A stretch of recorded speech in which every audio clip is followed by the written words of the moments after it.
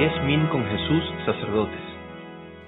Queridos amigos, en este 24º domingo del tiempo ordinario, la Iglesia nos presenta el Evangelio de San Marcos, capítulo 8, versículos que van del 27 al 34. Se trata de un pasaje importantísimo en la narración del Evangelio de Marcos. Exactamente es el centro de la narración de todo el Evangelio, donde se llega a la primera conclusión importante de toda la trama narrativa. Se llega a la primera conclusión fundamental que el evangelista quiere probar. Para comprender esto tenemos que volver a leer el título del Evangelio. Inicio u origen del Evangelio de Jesús, el Cristo, el Hijo de Dios. Argetu Evangelio Jesús, Christu, Yuyu Theu. Así, San Marcos nos invita a comprender que toda su obra está dividida en dos partes. En la primera mitad del Evangelio se probará que Jesús es el Cristo, es decir, el Mesías. Y durante la segunda mitad del Evangelio se explicará qué tipo de Mesías es Jesús y se llegará a la conclusión en Marcos 15:39 que este es verdaderamente el Hijo de Dios, cuando el centurión lleva a cabo esa confesión de fe. Entonces aquí hemos llegado a este pasaje que es, me gusta llamarle a mí un pasaje bisagra, o sea que une la primera y la segunda parte, ¿no?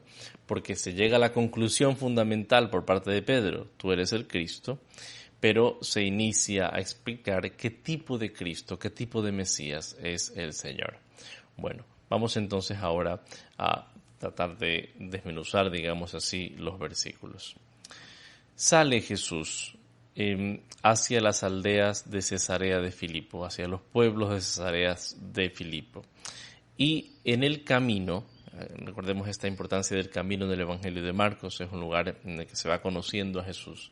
En el camino les preguntaba a los discípulos, ¿qué dice la gente o quién dice la gente que yo sea? O sea, le pregunta a los discípulos qué opinión tiene la gente sobre él. ¿Y esto por qué? Para recoger las respuestas que tiene la muchedumbre, que tiene la gente de su tiempo, que son respuestas incluso bastante positivas, pero no son suficientes. De hecho, los discípulos contestan. Unos dicen que eres Juan el Bautista, otros Elías y otro uno de los profetas. Respuestas todas bastante positivas, repito, ¿no? Porque no se trata de cualquier personaje, aquel con el que se compara, digamos, a Jesús.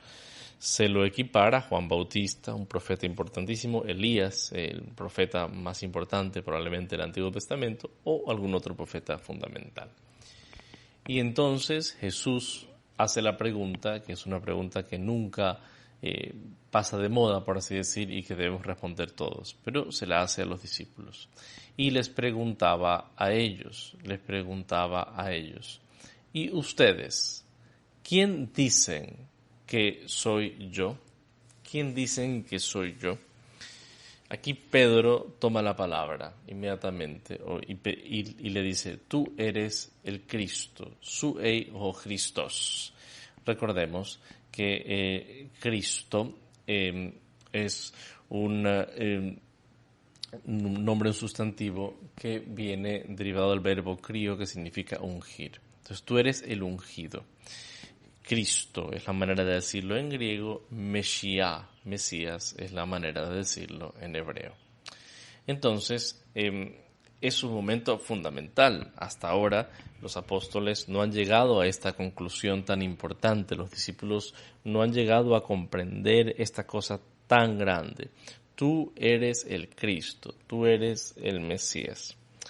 Y entonces es un momento, repito, culminante, ¿no? ¿Por qué Jesús tiene esta autoridad con la que ha enseñado? ¿Por qué tiene esta capacidad de hacer signos y milagros prodigiosos? ¿Por qué tiene una enseñanza tan grande y tan perfecta?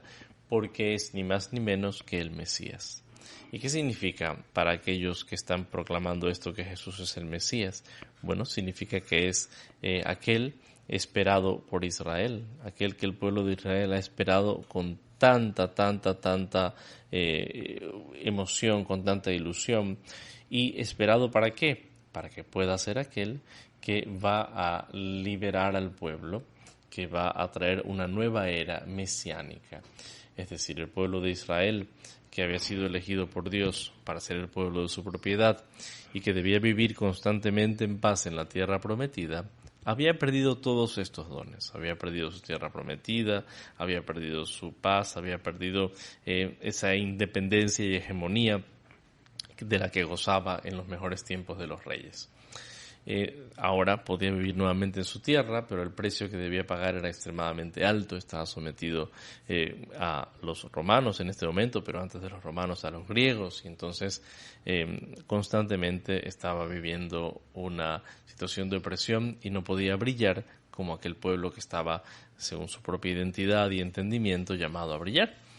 Entonces el Mesías tenía que ser aquel que lleve al pueblo definitivamente a un nuevo esplendor. Tú eres el Cristo, el esperado, el que va a salvar y a liberar a Israel. Pero Jesús, curiosamente, en lugar de mandar a que todo el mundo se entere de esta verdad de fe, les ordena que no hablen a nadie sobre esto, que no le comenten a nadie el tema de que Jesús es el Mesías. ¿Y por qué? Porque es verdad, Jesús es el Mesías.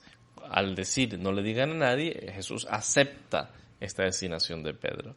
Pero ahora que hemos llegado a la primera parte del Evangelio, que se ha podido revelar la identidad de Jesús como Mesías, eso no es suficiente.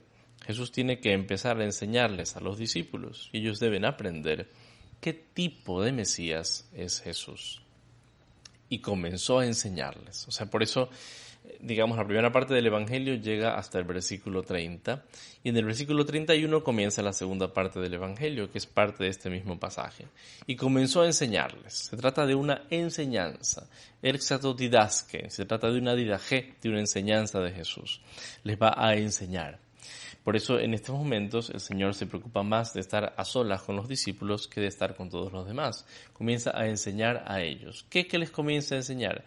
Que es necesario, se utiliza en la expresión verbal dei, el verbo deo, que significa es necesario, con necesidad absoluta, como tenemos necesidad de comer, de beber, es necesario que el Hijo del Hombre sufra mucho, polá pathein, sufra mucho, el verbo pasco, de donde viene pasión, sufra mucho. Es necesario que sea rechazado por parte de los ancianos, de los príncipes de los sacerdotes y de los escribas. Y que sea puesto a muerte, que sea asesinado, el verbo usado aquí es el verbo apokteino, matar, pero en pasivo, que sea asesinado y que al tercer día resucite. Entonces Jesús aquí les enseña efectivamente qué tipo de Mesías es. Ok, yo soy el Mesías, es verdad, pero soy el Mesías que tiene estas características. ¿Y cuáles son esas características? Bueno, pues voy a sufrir mucho, voy a ser rechazado y voy a ser asesinado. 3 rasgos que resumen toda la unicidad, la originalidad del mesianismo de Cristo. Va a ser Mesías entregando su vida y sufriendo por nosotros y no imponiendo con gloria, digamos así, su poder sobre Israel.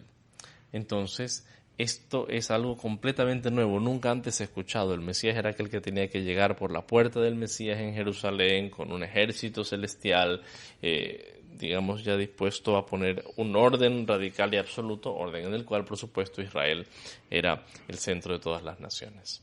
Y ahora Jesús dice que lo contrario, que él va a ser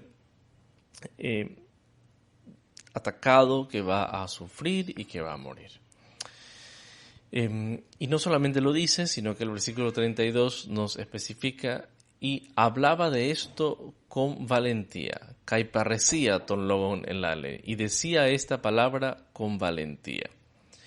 Cuando esto ocurre, cuando Jesús explica esta palabra con valentía, efectivamente esto choca tremendamente a aquellos que están con él.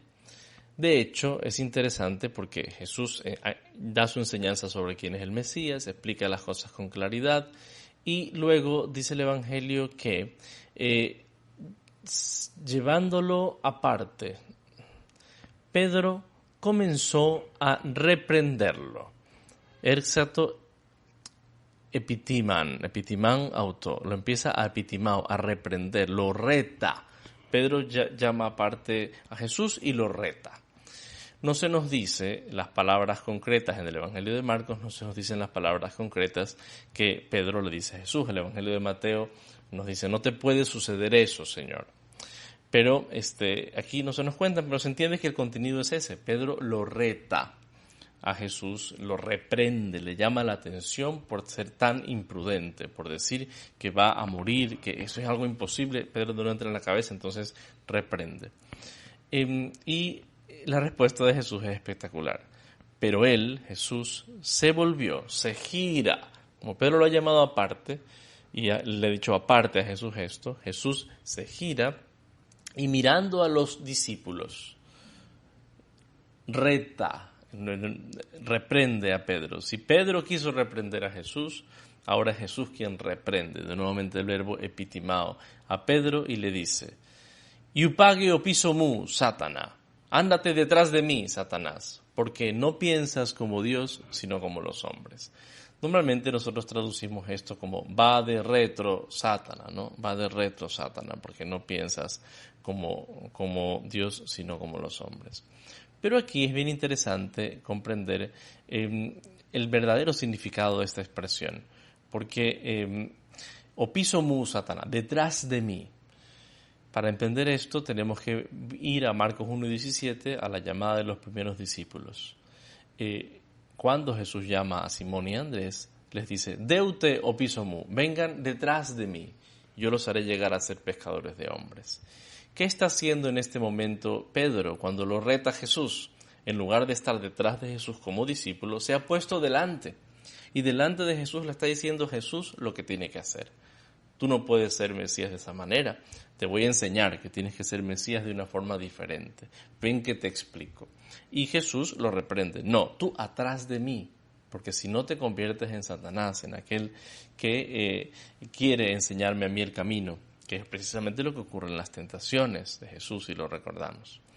Y entonces, esto es un mensaje valiosísimo, ¿no? También hoy. Hoy también muchos tienen repulsión por la cruz y quisieran enseñarle a Jesús cómo debe ser. Señor, está muy bien que seas muy bueno, pero esto de que sufras en la cruz no nos gusta. Quitemos todas las cruces y pensemos solamente en una imagen del resucitado bastante estilizada, donde no se vean los sufrimientos del Señor. Y el Señor una vez más nos tiene que volver a enseñar todo lo que nos ha dicho aquí sobre su pasión, como la enseñó a los apóstoles, y sobre todo nos tiene que decir, hey, detrás, atrás como discípulo, no como maestro. Entonces, Pedro lo toma aparte y Jesús le dice delante de los discípulos, o sea, llama a los discípulos y le dice, hey, no Pedro, tú eres discípulo, no eres maestro. Pero ahí no queda todo, porque luego llama a la muchedumbre junto con los discípulos. Es decir, va a aclarar esto absolutamente. Y a todos, muchedumbre y discípulos, les dice, si alguno quiere venir detrás de mí, realmente esta expresión es muy fuerte, porque lo que dice Jesús literalmente es lo siguiente, eitis, si alguno celei opisomu akoluthein, el hebreo akolutheo significa seguir, opisomu ya lo saben, es venir detrás. Por eso Jesús como que especifica, si alguno quiere seguirme detrás de mí, como reafirma repitiendo esta idea de que seguirlo es ir detrás de él. Ahora, ¿qué hay que hacer para seguir a Jesús?